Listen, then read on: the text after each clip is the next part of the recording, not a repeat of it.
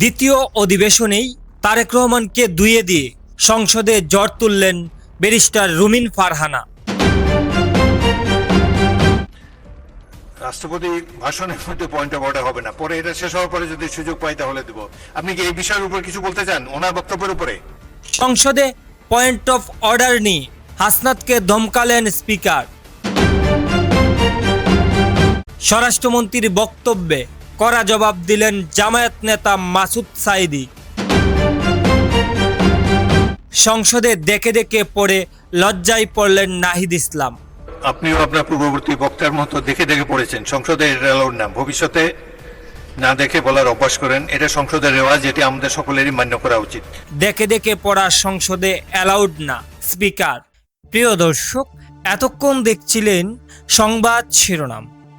শিরোনাম হতেই হয়তো আপনারা কিছুটা আঁচ করতে পারছেন আজকের এই ভিডিওটি আপনাদের জন্য কতটা গুরুত্বপূর্ণ।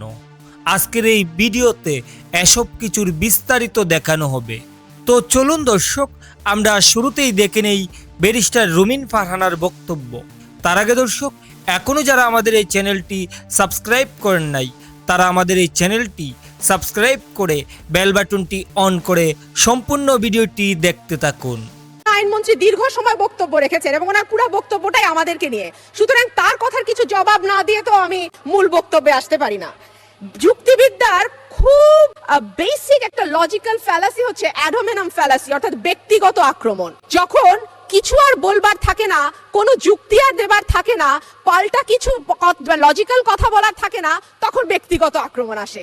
দীর্ঘদিন উনি আইন অঙ্গনে অত্যন্ত সফলতার সাথে প্র্যাকটিস করেছেন। উনি আমার কথার যুক্তি না পেয়ে শেষমেশ সংসদে আমার পোশাক নিয়ে আলোচনা হবে কিনা এই ধরনের অভব্য কথা ওনার মুখ থেকে আমরা আশা করি না। তারপরে যখন এই ধরনের কথা আইনমন্ত্রীর মুখ থেকে আসে, তখন সেটা পুরো সংসদের জন্য লজ্জাজনক বলে আমি মনে করি। ওনাকে মনে করিয়ে দেই, পদ্মা সেতু নিয়ে ওনারা চাইলে আলোচনা করতেই পারেন এবং সেই আলোচনার জন্য একটি দিন নির্ধারিত হয়েছিল। 147 বিধিতে আলোচনা হয়েছে, সরকারি দলের সকল সদস্য মোটামুটি সেই আলোচনায় অংশ নিয়েছেন, আমরাও আলোচনায় অংশ নিয়েছি। তারপরেও পুরো বাজেট অধিবেশন যেহেতু এই পদ্মা এবং বিএনপি কে নিয়েই হয়েছে, সুতরাং এটার বাজেট অধিবেশন না বলে আমি প্রস্তাব করেছিলাম এর নাম পদ্মা অধিবেশন রাখবার জন্য। আইনমন্ত্রী নানান কথা বলতে গিয়ে একটু ভুলভাল কথাও বলে ফেলেছেন।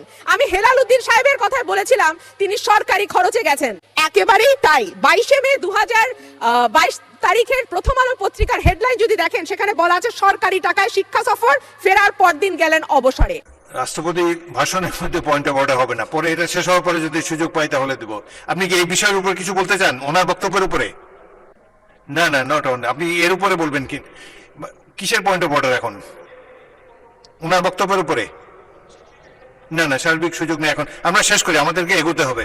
1 মিনিট মাননীয় সদস্য, পয়েন্ট অফ অর্ডার হয় চলমান বিষয়ের উপর। ওই বক্তা যদি আপনার নাম নিয়ে থাকেন তাহলে 274-এ আপনি একটা ব্যক্তিগত কৈফিয়ত দিতে পারেন। এছাড়া এই রাষ্ট্রপতি ভাষণ চলার সময় বক্তব্য রাখার কোনো সুযোগ নেই। I am sorry.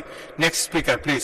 আমাদের মাননীয় স্বরাষ্ট্রমন্ত্রী যিনি বলেছেন জুলাই আবেগ নয়, আবেগ দিয়ে রাষ্ট্র চলে না। এই প্রসঙ্গে বলতে চাই মাননীয় স্পিকার, জুলাই আবেগ নয় কথা সত্যি, কিন্তু জুলাই আবেগ, জুলাই একই সাথে বাস্তবতা। আবেগ বলে জুলাইকে খাটো করে দেখার কোনো সুযোগ নেই। গণভোট যে রায় দিয়েছে বিএনপি সেই রায় অনুযায়ী সংবিধান সংস্কার পরিষদের সদস্য হিসেবে শপথ না নিয়ে দেশের মানুষকে চরমভাবে হতাশ করেছে। মাননীয় স্পিকার, জুলাই সনদ 2025-এর আদেশের 11-তে বলা হয়েছে পরিষদের অধিবেশন আহ্বান, কোরাম, ভোটদান ইত্যাদি শিরোনামের বলা হয়েছে সংসদ নির্বাচনের ফল ঘোষিত হইবার 30 পঞ্জিকা দিবসের মধ্যে যে পদ্ধতিতে জাতীয় সংসদের প্রথম অধিবেশন আহ্বান করা হইবে, অনুরূপ পদ্ধতিতে সংবিধান সংস্কার পরিষদের প্রথম অধিবেশন আহ্বান করা হইবে। কিন্তু অত্যন্ত পরিতাপের বিষয় মাননীয় স্পিকার, জাতীয় নির্বাচন অনুষ্ঠিত হয়ে গেছে, আজ 1 মাস গত হতে যাচ্ছে, কিন্তু এখন পর্যন্ত সংবিধান সংস্কার পরিষদের প্রথম অধিবেশন আহ্বান করা হয় নাই। শুধু তাই নয়, বিএনপি আজকের দিন পর্যন্ত সংবিধান সংস্কার পরিষদের সদস্য হিসেবেও শপথ গ্রহণ করে নাই। মাননীয় স্পিকার, গণভোটের মাধ্যমে জনগণের যে আকাঙ্ক্ষা প্রকাশিত হয়েছিল, সেখানে বিএনপির মতো একটি বৃহৎ রাজনৈতিক দল শুরুতেই সংবিধান সংস্কার পরিষদের শপথ না নেওয়া জনমনে বিভ্রান্তি সৃষ্টি হয়েছে।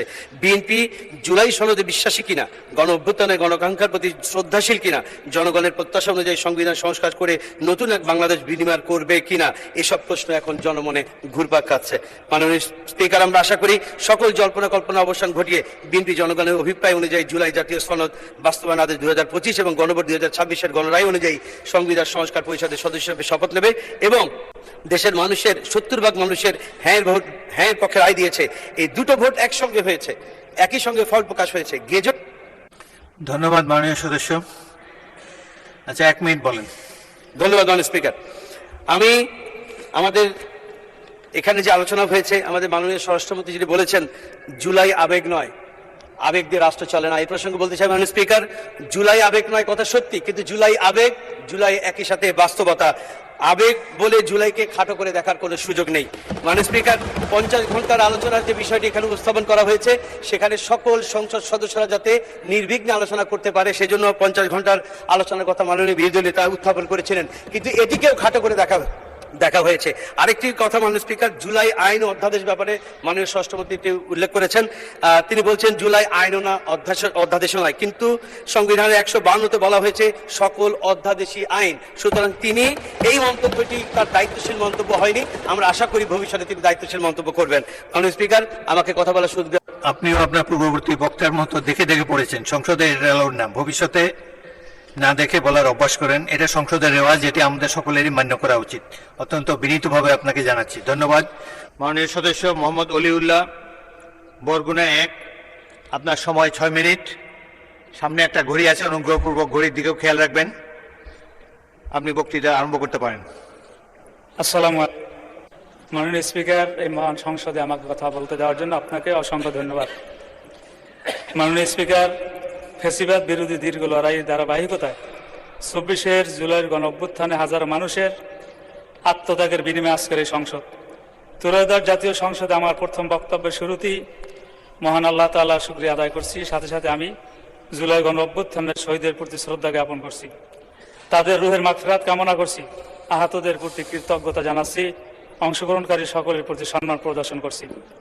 মাননীয় স্পিকার, ত্রয়োদশ জাতীয় সংসদে আমার বক্তব্যের শুরুতেই আমি আমার নির্বাচনী এলাকা বরগুনা 1, বরগুনা সদর, আমতলী এবং তালতলী এর সকল জনগণের প্রতি আমার শ্রদ্ধা ও কৃতজ্ঞতা।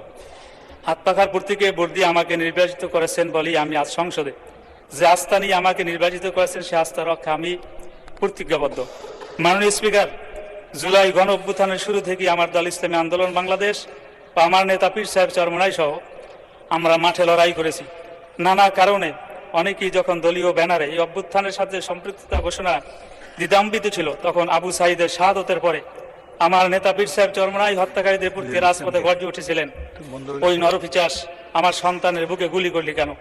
4 আগস্ট থমথমে পরিবেশের মধ্যে জীবনের ঝুঁকি নিয়ে মুফতি সৈয়দ মোহাম্মদ ফয়জুল করিম সাহেবের চেয়ারম্যানের নেতৃত্বে আমরা রাজপথে ছিলাম এবং শাহবাগ অবস্থান করেছিলাম। তো প্রিয় দর্শক, এতক্ষণ আমাদের সাথে থাকার জন্য আপনাদের অসংখ্য ধন্যবাদ। আর হ্যাঁ, আজকের এই উক্ত বিষয়টি হতে এবং ব্যারিস্টার রুমিন ফারহানাকে এখনও সংসদে ডাক না দেওয়ার বিষয়টি নিয়ে আপনাদের মন্তব্য কি, তা অবশ্যই আমাদের কমেন্ট করে জানাতে বলবেন না। আজকের মতো এখানে বিদায় নিচ্ছি। দেখা হচ্ছে পরবর্তী কোনো একটি ভিডিওতে। ভালো থাকবেন সবাই। ধন্যবাদ সবাইকে।